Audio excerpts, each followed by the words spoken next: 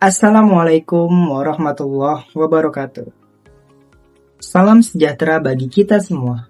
Semoga pada hari ini kita dipertemukan dalam kondisi yang baik ya.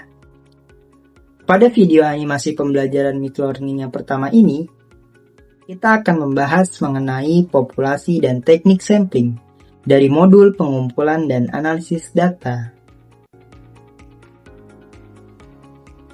Hakikat populasi dan sampling.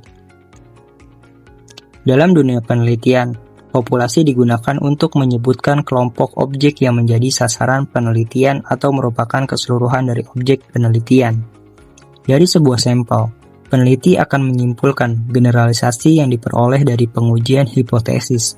Agar data sampel representatif, maka diperlukan teknik atau cara bagaimana sampel diperoleh. Berapa ukuran yang diperlukan. Sampel juga diambil dari sebagian populasi dengan menggunakan cara tertentu. Kemudian berdasarkan penentuan sumber data. Populasi dapat dibagi menjadi dua, yaitu populasi terbatas dan populasi tak terhingga.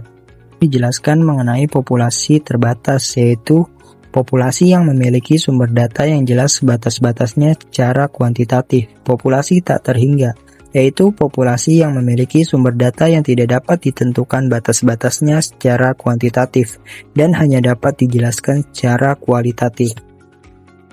Selanjutnya dilihat dari kompleksitas objek populasi, maka populasi dibedakan menjadi dua, yaitu terdapat populasi homogen dan populasi heterogen. Kemudian dijelaskan dari populasi homogen. Keseluruhan individu dari anggota populasi relatif mempunyai sifat-sifat dan ciri-ciri yang relatif sama antar individu. Kemudian untuk populasi heterogen, keseluruhan individu dari anggota populasi relatif mempunyai sifat-sifat dan ciri beragam antar individu. Kemudian masuk pada sampel. Sampel adalah bagian dari suatu populasi yang diambil sebagai data penelitian. Pengambilan data sampel yang representatif dapat meningkatkan kepercayaan penelitian. Pada umumnya pengambilan sampel yang besar akan lebih baik karena mewakili populasi. Karena sampel besar akan lebih akurat dan tepat, tetapi tidak ada gunanya mengambil sampel penelitian yang cukup besar jika diambil dari populasi yang tidak representatif. Kemudian faktor-faktor yang dipertimbangkan untuk menentukan sampel penelitian, yaitu terdiri dari 1. Derajat keseragaman populasi. Kemudian yang kedua terdapat derajat kemampuan peneliti mengenal sifat-sifat populasi. Dalam proses teknik sampling, pengambilan sampel dapat dilakukan melalui dua cara, yakni yang pertama terdapat random sampling atau probability sampling. Yang kedua terdapat non-random sampling atau non-probability sampling. Selanjutnya random sampling dan non-random sampling dijelaskan. Random diartikan juga dengan acak. Random sampling maksudnya adalah setiap anggota populasi mempunyai kesempatan atau peluang yang sama untuk terambil menjadi anggota sampel. Dengan teknik random sampling ini, peluang sampel dapat mewakili populasinya sangat besar. Sementara untuk non-random sampling, sebaliknya, untuk non-random sampling, peluang sampel dapat mewakili populasi sangat kecil.